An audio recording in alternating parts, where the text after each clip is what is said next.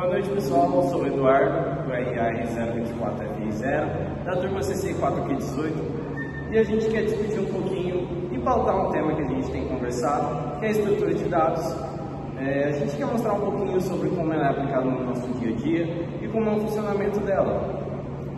Muitas das pessoas têm dúvidas sobre como funciona a estrutura de dados e qual o papel dela. O principal intuito dela é basicamente organizar esses dados, mostrar como eles são alocados na memória e, através disso, obter o máximo de desempenho que a gente consegue nos códigos que a gente utiliza. Um dos exemplos que a gente pode usar de algoritmos de estrutura de dados são os grafos.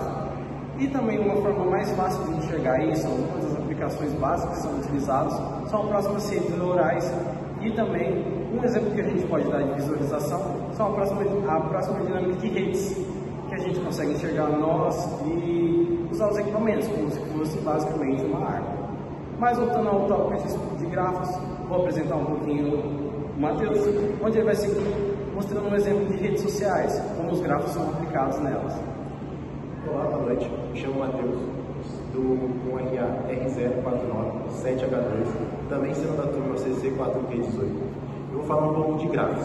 Bom, os grafos é a parte essencial nas redes sociais, porque por causa deles tem o sistema de sugestão de amizade. E esse sistema, como que ele funciona? Ele funciona com dois tipos de algoritmos de busca, tanto o algoritmo de largura quanto de busca em profundidade. O que esses dois algoritmos fazem? Eles fazem buscas até um certo ponto. E eles vão até certo ponto de redes sociais de todo mundo, basicamente. E vão achando pontos de pessoas, amigos, que têm conexões iguais. E com isso, ele gera a sugestão de amizade. Bom, como que ele faz isso na prática e como isso é um exemplo? Bom, basicamente eu tenho um amigo que chama Pedro e uma amiga que chama Ana. Esses dois amigos, eles não têm relações na rede social, eles são só amigos meus na rede.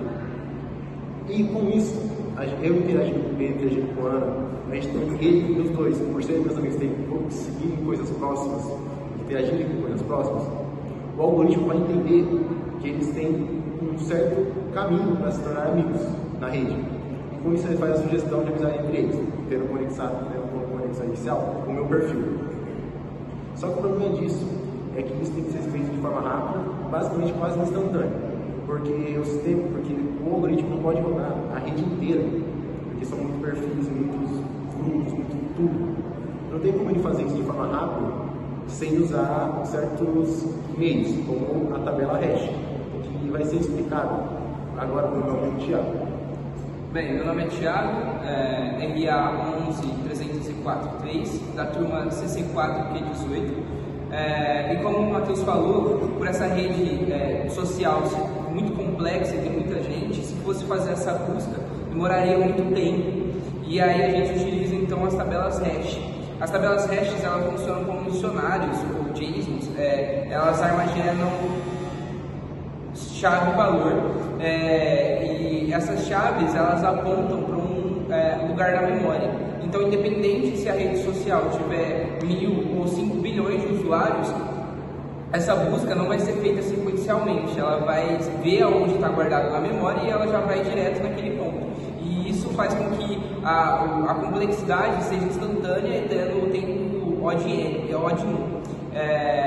E seguindo também essa ideia, quando a gente utiliza a barra de pesquisa, eles utilizam outra estrutura de dados que é as árvores, né, as trees. E elas utilizam esse mesmo conceito, essa mesma ideia para usar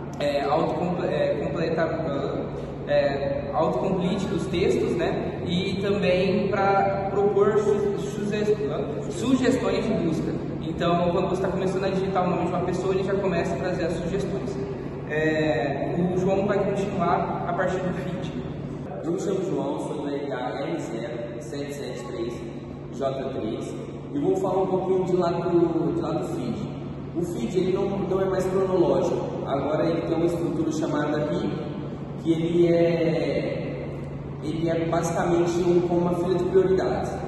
Como que milhares de postagens feitas diariamente, elas são escolhidas para aparecer no topo.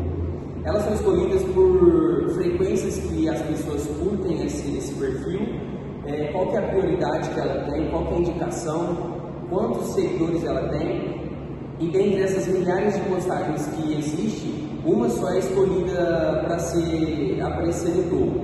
E foi o que o Matheus disse, que uma pessoa liga a outra para aparecer para outra, que acaba... Chatei agora. Não, muito bom. Não, de novo tudo, calma. Você apresenta de novo. Não, peraí, como bateu o Thiago deu uma pausa, dá pra cortar. Então vai. Você apresenta de novo. Tá. Eu me chamo João, sou da RAE0773J3 e vou falar um pouquinho aqui do feed. O feed, atualmente, ele não é mais cronológico, ele tem uma estrutura chamada HIP. Essa estrutura é como se fosse, resumidamente, uma fila de prioridades. Diariamente, existem milhares de postagens feitas por pessoas de todo o mundo e como é escolhida essa postagem para aparecer no topo? Essas postagens, elas são escolhidas para aparecer no topo por conta de prioridades que ela tem, de quantos seguidores ela tem, de quantas pessoas que interagem com esse perfil, e pode levar muito em consideração se existem amigos que seguem essa pessoa, e esse modo é que é escolhido para aparecer no topo. Essa estrutura se chama HIP. E o Felps vai falar um pouquinho para a gente sobre todas essas estruturas. Boa noite, eu sou o Felipe Martins, do RA-R10-8EG6. Bom, e eu vou explicar um pouco como funciona a escabilidade. A escolha dessa estrutura, grafos, hashmaps ou HIPs, igual todos falaram aqui um pouquinho, é o que permite a escabilidade de uma rede social.